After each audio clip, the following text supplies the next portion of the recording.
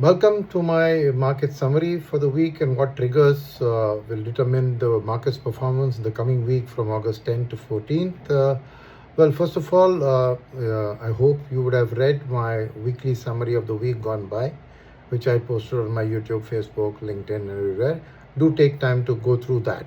Right, but just a brief summary. Last week was a positive week because all the cap curve indices ended in the green, but the small cap and the micro cap far outperformed the large cap and the mid cap. Number one. Number two was the fact that both FIIs and DIIs, FIIs about 2,200 crores, DIIs about almost 8,000 crores, were net flow positive for the last week. And obviously, we saw that the volatility index was very stable through the whole of last week. The advance decline ratios were by and large in favor of advances, telling us that the Nifty was also greatly supporting the market in the last week. What of the week to look forward to? Well, one thing which handed was that last week Brent again took an upward trajectory, went up by about $2-3. It's now hovering around 82, 83. A lot of news over the weekend in terms of Mr. Trump appearing to give up on the nuclear demand. This is unofficial on that, but Iran also has laid down specific conditions under which they can open Hormuz. So hard to read into this news, but as things stand, these are the things which will affect the oil market, which, as you know, is important for India. So first thing to watch out is for the oil market. The second international trigger that we need to watch for is in the US in terms of the data. Last week, we got the Fed rate policy come through, which was a hawkish hold. But subsequent data there, you see in GDP was slightly under the estimates. But more importantly, the labor market data came in very shockingly. The market was expecting 80,000 jobs to be created. We actually lost 23,000 jobs in the month of July. So the net delta versus market expectation was 103,000 jobs. Not only that, they revised downwards the provisional estimates for May and June by 100,000 jobs. So clearly a softening of the labor market means that soon after the Fed policy, the market was expecting a hawkish hold and yields to rise and everything, and saying the probability of a rate hike went up for the September policy. Now I don't think that will be the case. And supporting that, we are seeing that the dollar index, the DXY, consistently stayed below 100 throughout the week. Whereas if you remember the weeks before, it was well above 100. So a softening dollar. The second is, of course, in the US, the continues to be the interest rates haven't shown much reaction to this labor data yet, but I expect it to react in the coming week, and we should see an easing of US interest rates probably towards the 4.5 levels from the 4.7 levels that come through. And the third thing is, of course, is that from India's perspective, right, this dollar weakening and US rates destabilize, it means that the emerging market pool will grow larger.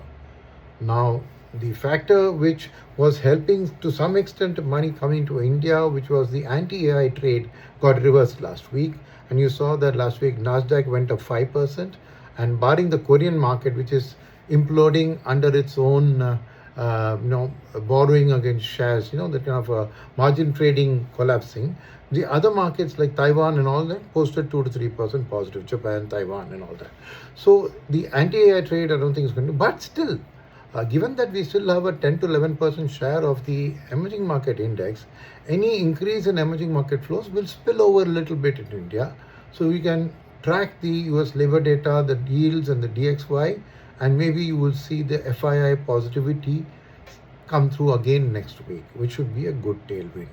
Second is DIS, though they bought 8,000 crores. On the last Friday, they were a bit, I think only about 400 crores they bought. They should hopefully step up the buying in the coming week, I expect, because the earnings season is now gradually drawing to a close, at least far as the top 500 names are concerned. Maybe the tail end will continue much more. So this next week should kind of see a good clarity on the earnings season, and DIS will start deploying, in my opinion, once this clarity is there, that which sector is doing well, what, right? So I think that's another thing which for next week. Data again from triggers next week. Next week you will get the CPI and the WPI data, I think the 12th and the 14th. So they will again give a clue as to RBI policy, because RBI has already projected a certain inflation rate for Q2, right? So we'll have to see the July number, how it comes, and then Q2 will be July, August, September. So then we can take a call. And mind you, in Q3, RBI had projected 5.9. So this will give a good idea about future RBI policy we can form based on the inflation. The other thing which was not great news from the last week, which could affect this week, is RBI putting forward proposals to tighten the NBFC lending norms, namely not going to allow evergreening of loans, not going to allow term loans which get repaid the installments, you cannot reinstate it, and on the NPS part also, once you write it off and then you auction the assets, you cannot sell it back to the original borrowers. So a lot of things to cleaning up that, which was not perceived last week well. Once the announcement came, you saw the financial service index correct sharply. Some tailwind of that will probably continue next week, and there will be caution around the private. The other thing which is good news is the fact that the earnings season, by and large, though I'll give a separate output on that later, is that the earnings season seems to have been fairly okay. Especially top line growth has been good, indicating the demand conditions in the country are fairly decent. That's why RBI also upped the growth rate by 10 basis points. But margins, of course, were mixed. But more importantly is that the auto sales numbers, which have come for July also, is equal to June. So month on month flat, so indicating a good strong, and electric vehicle growth has come out very strongly. So that's the good news. Second is, I think the defense order books also seem to have been coming out very strongly in this quarter. So you would expect those things to drive, especially the needy participants who are very closely linked to the domestic economy and news like this, they will probably support the market. So I expect a reasonably consolidating market. Like I said, FII flows will be a function of that. And of course, on top of it, we'll have to take care of the Trump-induced volatility around Brent crude, and they will determine the direction of the market on a day-to-day basis. So I hope all of this helps you to form a view about next week. But more importantly, from an investment perspective, we still have the overhang of the geopolitics there.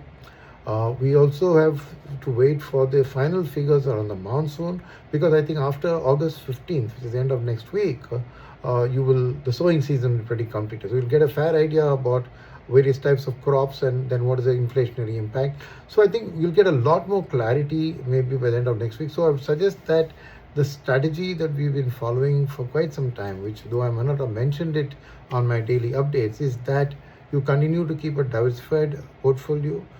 It's hard to predict which sectors on which days will go up. IT is one which was going up and then it's coming down.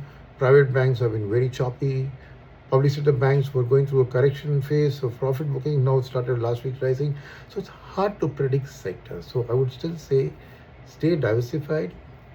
Keep allocating small proportions of your capital. I used to say 1% per day or something like that. Maybe you can up that to 1.5% also is okay.